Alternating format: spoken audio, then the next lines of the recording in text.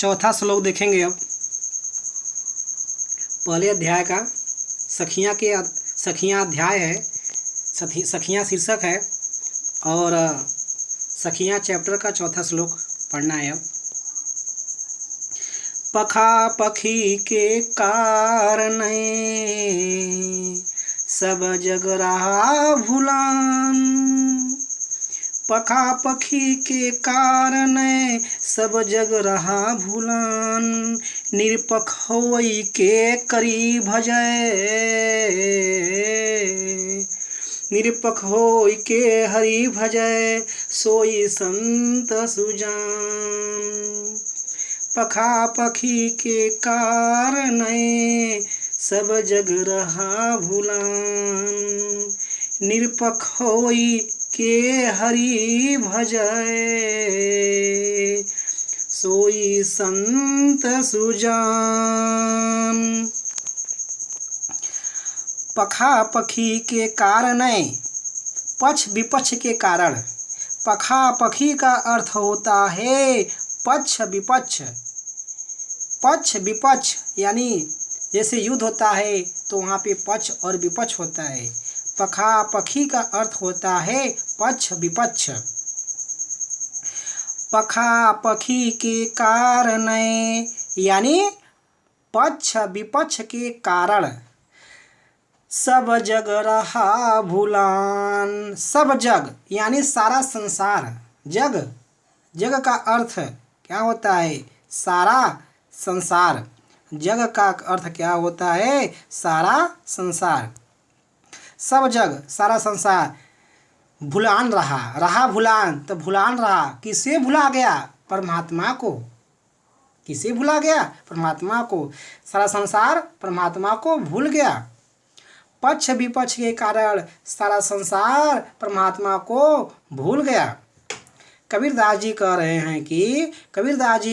हैं कि पक्ष विपक्ष के कारण सारा संसार, कबीरदास जी कह रहे हैं कि पक्ष विपक्ष के कारण सारा संसार परमात्मा को भूल गया।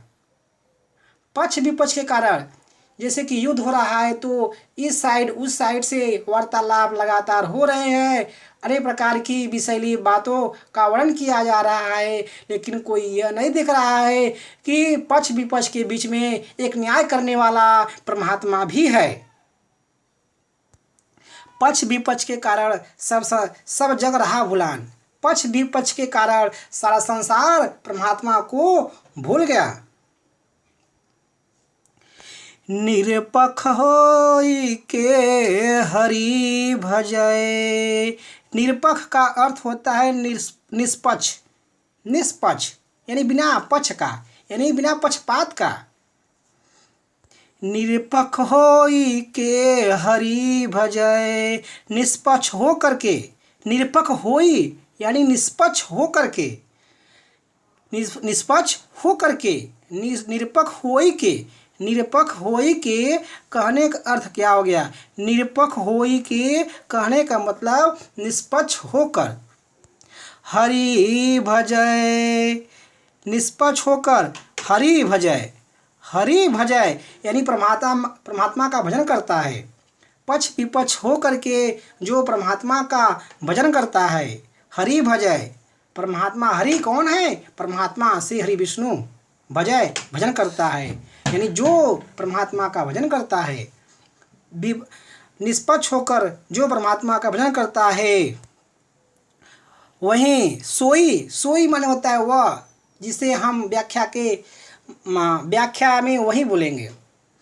वहीं सुजान का अर्थ होता है सुजान, संत सुजान। वहीं सुजान का अर्थ होता है सज्जन। सुजान का अर्थ होता है सज्जन, सच्चा होता है। सुजान का अर्थ होता है सच्चा, संत का अर्थ होता है सज्जन। वही सच्चा सज्जन होता है।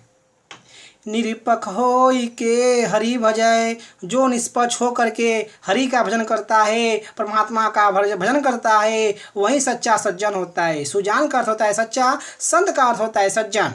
सोई वही सच्चा सज्जन होता है। सज्जन यानी एक पुरुष, एक मतलब महापुरुष जो सतमार्ग पर चलने वाला हो। फिर से देख लेते हैं। पखा पखी के कारण, पखा पखी के कारण सब जग रहा भुलान। निरपख होई के हरि भजय, सोई संत सुजान। कबीरदास जी कह रहे हैं कि पक्ष विपक्ष के कारण सारा संसार परमात्मा को भूल गया है।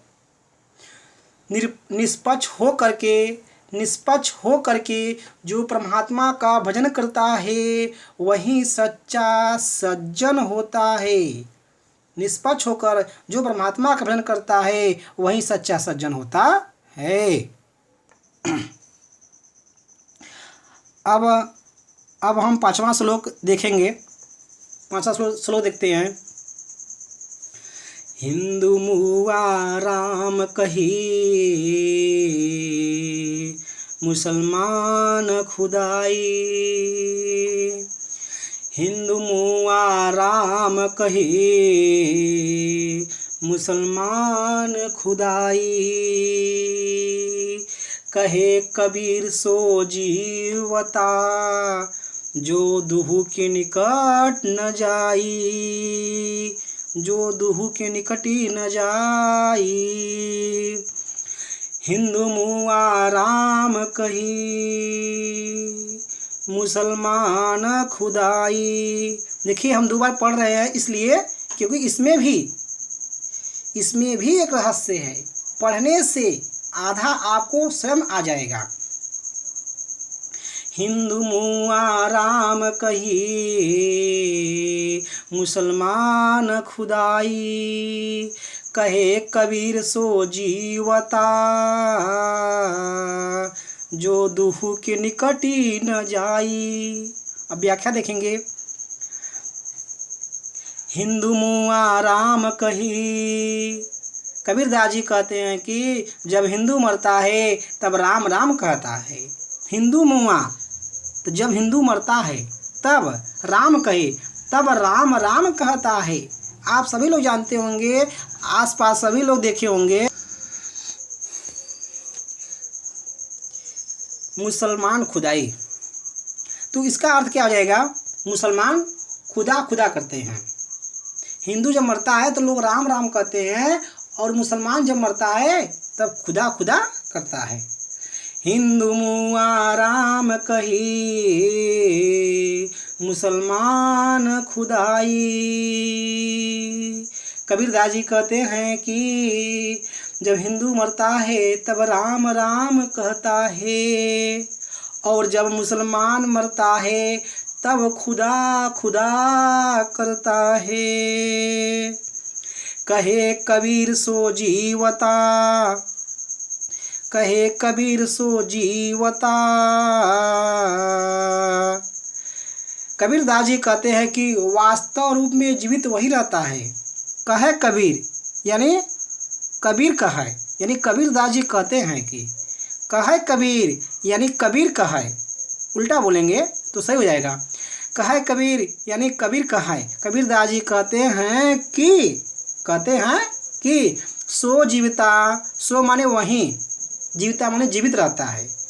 तो इसमें क्या बोल देंगे? वास्तव रूप में वही जीवित रहता है।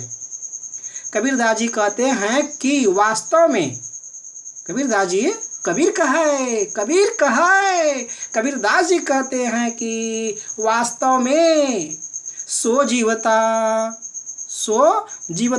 वही जीवित रहता है। कबीरदास जी कहते हैं कि वास्तव में वही जीवित रहता है जो दो के निकट न जाई, जो दोनों के पास नहीं जाता है। जो का अर्थ रहेगा जो, तो माने दोनों, माने राम और खुदा दोनों, जो राम और खुदा, जो दो के निकट, जो माने जो का अर्थ वही रहेगा। दो मतलब दोनों, यानी राम और खुदा के निकटी यानी के पास, न जाई मतलब नहीं जाता रहता है, मतलब नहीं जाता है। कबीरदास जी कहते हैं कि वास्तव में वही जीवित रहता है जो दोनों के पास नहीं जाता है। कबीरदास जी कहते हैं कि वास्तव में वही जीवित रहता है जो दोनों के पास नहीं जाता है। कहने का तात्पर्य यह है कि कबीरदास जी कहते हैं कि वास्तव में जीवित वही रहता है जो राम और खुदा के बीच में भेद स्थापित नहीं करता। कबीरदास जी के कहने का तात्पर्य यह हो गया कि वास्तव में वही जीवित है जो राम और खुदा के बीच भेद स्थापित नहीं करता। भेद स्थापित नहीं करता यानी परमात्मा एक है। तात्पर्य क्या निकल के आया? परमात्मा एक है। कबीरदास जी कहते हैं, कबीरदास जी के कहने का तात्पर्य क्या निकला? कबीरदास जी के कहने का तात्पर्य क्या निकला?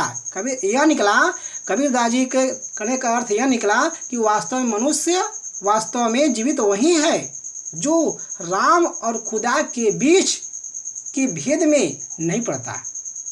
कहने का तात्पर्य हो गया क्या कि खुदा और राम दोनों एक हैं। न खुदा के पास जाओ न राम के पास जाओ, किसके पास जाओ? तब दोनों एक हैं, दोनों एक हैं। इसलिए परमात्मा के भेद में नहीं पड़ना चाहिए। कहे कबीर सो जीवता जो दुहु के निकट न जाई। कबीरदास जी कहते हैं कि वास्तव रूप में वही जीवित है जो दोनों के पास नहीं जाता। कहने का तात्पर्य यह है कि जो राम और खुदा के बीच भेद स्थापित नहीं करता, यानी भेद से दूर रहता है, भेदभाव नहीं करता, वास्तव में वह जीवित है जो भेदभाव नहीं करता। खुदा और राम में वास्तव में वह जीवित है। हिंदू मुआ राम कही मुसलमान खुदाई, कहे कबीर सो जीवता जो दूह के निकटी न जाई। कहने का तात्पर्य क्या हो गया? हिंदू जब मरते हैं, जब हिंदू मरते हैं तब राम राम कहते हैं, और जब मुसलमान मरते हैं तो खुदा खुदा कहते हैं। कबीरदास जी कहते हैं कि वास्तव में वही जीवित रहता है जो दोनों के पास नहीं जाता है। कहने का तात्पर्य है कि वास्तव में वही जीवित रहता है जो राम और खुदा के भेद में नहीं पड़ता है, भेद स्थापित नहीं करता है। वास्तव में वही जीवित है जो राम और खुदा के भेदभाव को नहीं देखता। कहने का तात्पर्य है कि राम और खुदा एक है, ईश्वर एक है, परमात्मा एक है, उसके रूप अनेक हैं। जैसे भगवान श्री हरि विष्णु कई अवतार लिए थे पृथ्वी पे, उसी प्रकार परमात्मा पृथ्वी पे अनेक रूपों में हैं। जो जिस भाव में देखे बस उसे प्रभु उसी भाव में दिखेंगे।